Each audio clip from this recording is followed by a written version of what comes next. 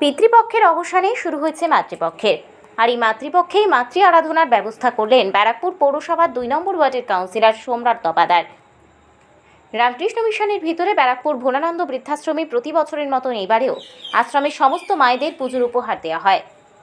প্রায় 128 জন বৃদ্ধাদের এদিন খাওয়া দাওয়া করানো হয়, আর সেই সঙ্গে পুজোর উপহার হিসেবে শাড়ি তুলে দেওয়া হয়। এই শুভ কর্মকাণ্ডে 18 বছর ধরে ব্রতী রয়েছেন কাউন্সিলর সম্রাট তপাদার। 2রা অক্টোবর 2024 বেলা 12টায় তারা পৌঁছে গিয়েছিলেন ভোলানন্দ বৃদ্ধাশ্রমে। সেখানে বৃদ্ধাদের হাতে তুলে দেওয়া হয় শাড়ি এবং তাদেরকে কিছু খাবার উপহার দেওয়া হয়, যা পেয়ে মুখে হাসি ফুটেছে বৃদ্ধাশ্রমে থাকা বৃদ্ধা মায়েদের।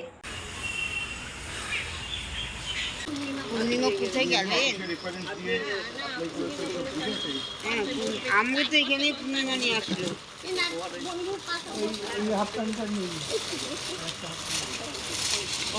ठीक है।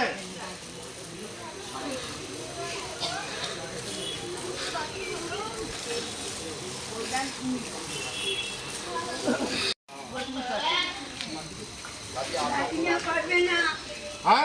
লাঠিও পারবে না, ওয়াকার নিয়ে চলে। ও বসি। লাঠিটা পরে তুই কাপড়টা দিয়ে দাও। ও বসি। হ্যাঁ।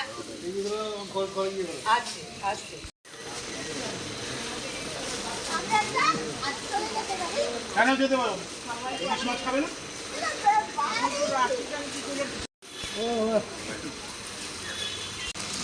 কেন মা? তুমি কি লাঠি নেবে? তোমার লাঠি দরকার? কাটতে পারো? ওয়াকার কেন পারবে না? একদম রাস্তার মধ্যে যাওয়ার ছিল, তুমি এটা নাও।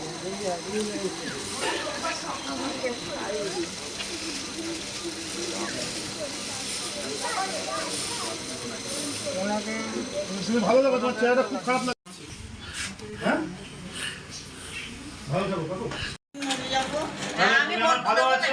তুমি আমার দেখো কেমন শুয়েছিলে, কেমন আমি মরতে দেবো না, একদম না। হ্যাঁ, ওরা মরে আমার সুগার আছে, প্রেসার সুগার দাও। তাই আমারও ভুলে নিয়েছো। এবছর নিয়ে 18 বছর হলো। মহালয়ের দিন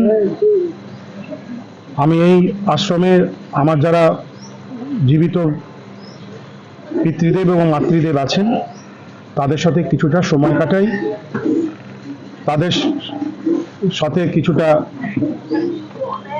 আহার গ্রহণ করি এবং আমার সীমিত ক্ষমতায় আমার প্রণামী হিসাবে, আমার বাবা মা বেঁচে থাকলে যে প্রণামী দিতাম, পুজোয় উপহার দিতাম, সেই উপহার হিসাবে প্রণামী হিসাবে ওনাদেরকে শ্রীচরণে আমি নিবেদন করি, ওনারা গ্রহণ করেন তা। আমরা যারা সনাতন ধর্মে বিশ্বাস করি, আমরা আজকের দিনটা বিভিন্ন গঙ্গাধারে স্নান করে পূর্বপুরুষদের মনে করে তাদের সদ্গতি প্রার্থনা করে আমরা পুণ্য স্থান করি এবং তর্পণ করি। কিন্তু বিগত 18 বছর ধরে আমার তর্পণের কাজটা এরকমই হচ্ছে। আমার মনে হয় যারা স্বর্গীয় হয়েছেন তাদের থেকেও যারা বর্তমান আছে এবং এই আশ্রমে অত্যন্ত মানসিক শারীরিক কষ্টের মধ্যে আছেন, তারা থেকে বড় পিতৃদেব এবং মাতৃদেব কেউ হয় না। আমরা সারা পশ্চিমবাংলায় জুড়ে আমরা মাতৃশক্তির আরাধনায় যখন নামবো, এক মাতৃশক্তিকে আমরা হারিয়েছি, আর কিছু কিছু জায়গায় দেখছি আর এক মাতৃশক্তিকে সেখানে অপমান করা হচ্ছে।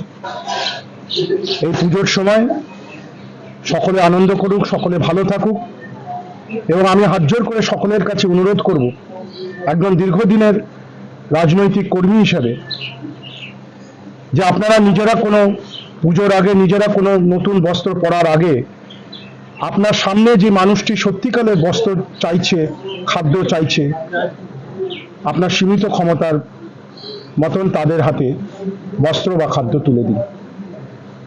আপনারা সকলেই ভালো থাকুন। আপনারা যারা এখানে এসছেন তাদের সকলকে আমি নতমস্তকে প্রণাম জানাচ্ছি, শুভেচ্ছা জানাচ্ছি। আপনারা সকলেই ভালো থাকুন।